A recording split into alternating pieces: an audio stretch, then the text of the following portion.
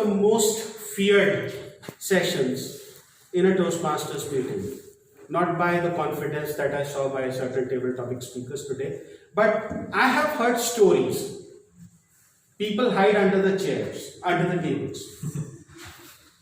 People run out of rooms the moment prepared speeches section gets over because they want to avoid table topics. And they come back when the evaluation section begins. And people simply become table topic masters. Just so that they don't have to give a table topic. What makes it so difficult? The answer, once again, you are about to speak on something you don't know about. And you've got 1 minute in which to make sense of it.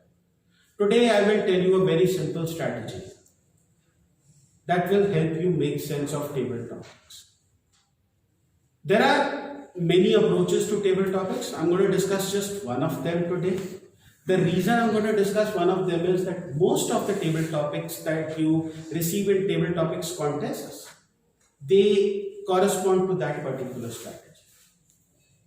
So here is the first step.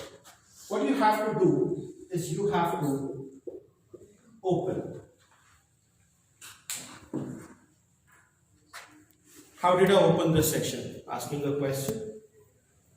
You could open by asking a question. You could open by repeating the topic. You could open by stating a startling fact. You could open by telling a joke. You could open by performing an action. I know of a table topic speaker who starts clapping every time he comes on stage, and he keeps on clapping and he gets the audience to clap, and while the audience is clapping, in the meantime he's figured out what is he going to talk about.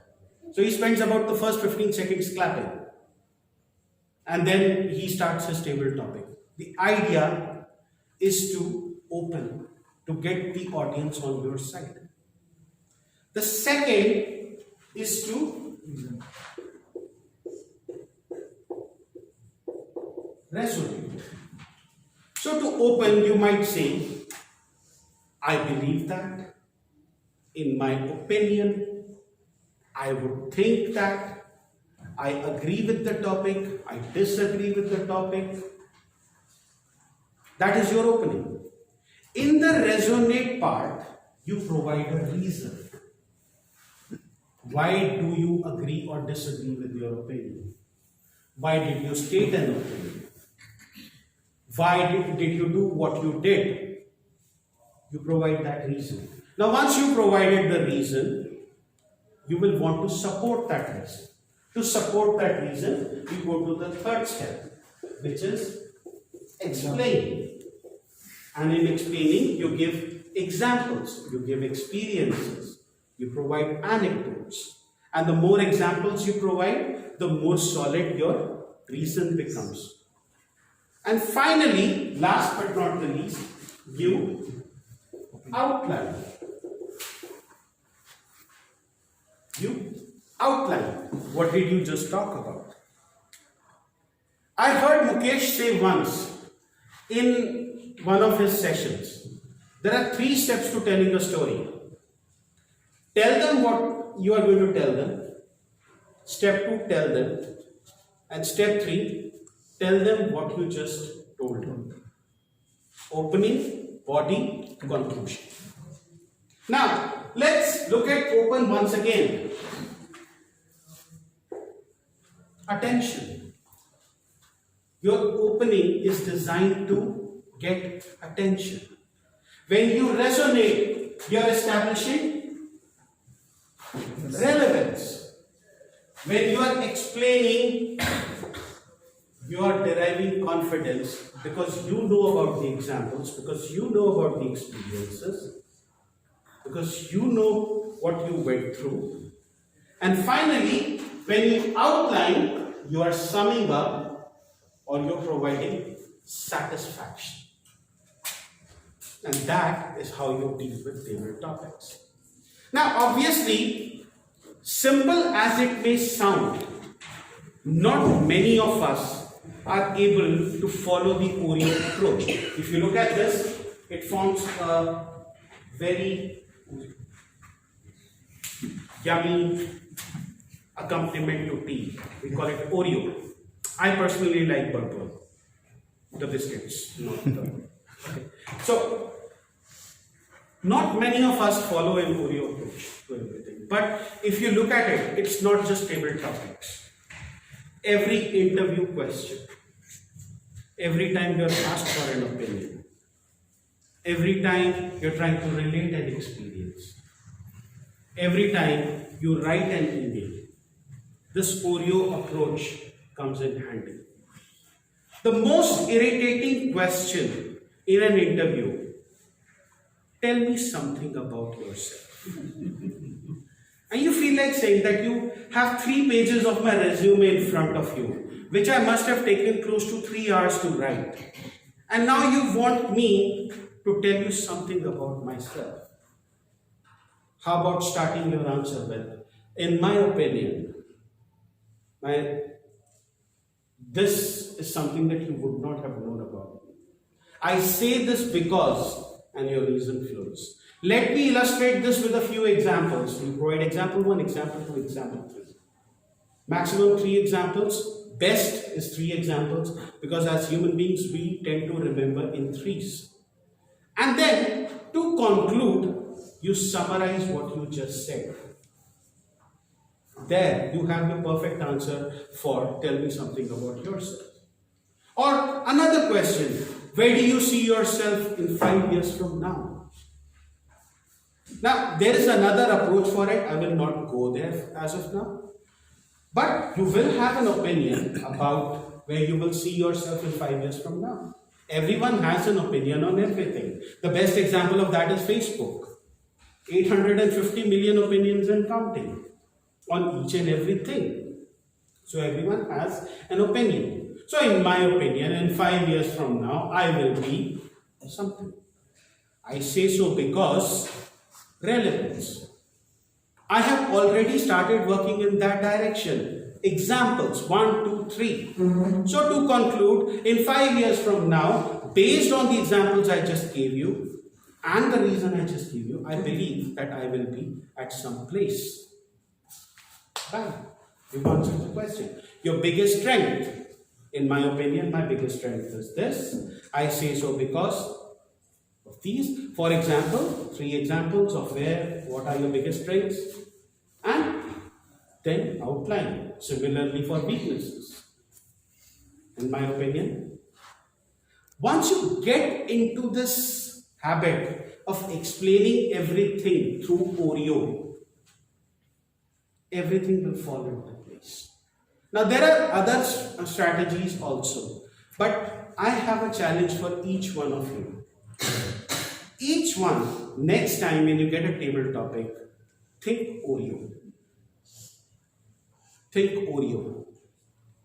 Every morning when you get up and you do your morning ritual, some of us meditate, others go for a walk, I start eating. Okay? Take one topic, practice Oreo around that topic. If nothing else, give a club member a topic to speak in an Oreo fashion. 21 days. I guarantee you, you do this for 21 days. By the 22nd day, this will start becoming a habit. On the subject of habits, any skill that we learn goes through 5 phases. Today, I took you through the first one, and that phase was cognizance. Where you understood, where you came in touch, where you made first contact with that particular skill. From here, you have to move on to confidence. And that comes through practice. Practice an Oreo topic every day. By the 22nd day, if you practice it, you will move on to the third stage, which is commitment. It says commitment. I know it doesn't look like commitment, but it says commitment. Where it will become a habit with you. But from commitment, you want to go on to the next stage, which is culture. Culture is when you live it, where every conversation that you have features on Oreo. Everything that you say starts with either my opinion or I think that, I believe that. And last but not the least is the consulting phase, where you are able to stand up on a stage like me and tell people on how to deliver a table topic. Now, I'm not saying I'm at the consulting stage, but I do hope that this was helpful for you. And it applies to any skill. Whether you want to learn to drive a car, cognizance is that I need to learn to drive a car. You move on to confidence. Let me try driving a car with a person by my side. Commitment is now I will get a hand on all the four elements: the gear, the clutch, the accelerator, the steering, and the brakes. Sorry, 5. Culture is that you are changing gears without even looking. It is just happening. And consulting is that you are able to follow all the road safety rules and still able to get to your place on time. That is when you have arrived. If you look at the Maslow hierarchy of needs, each of these 5 stages corresponds to a stage in that. To close, let me tell you the story in case you still feel scared about table topics. There was once a speaker who used to hide under the table or run out of the room just before table topics. That speaker had a problem with standing. One day, the Toastmaster of the day ensured that the doors were secured. The speaker could not get up. He tried hiding under the table. The table topic master literally dragged him out, got him on stage, and asked him to speak. And he spoke for 12 seconds. Do you think there's a story here? Your. No, it's not my story. Okay. Do you think that there is a story here? Yes. Did that speaker go on to speak? Yes. If that speaker hadn't gone on to speak, there wouldn't have been a story. Yeah. But in 2015, the world came to know him as Muhammad Katani, the power of words, the world champion of public speaking. Each one of you today spoke for more than 12 seconds on stage. I dare you to do better.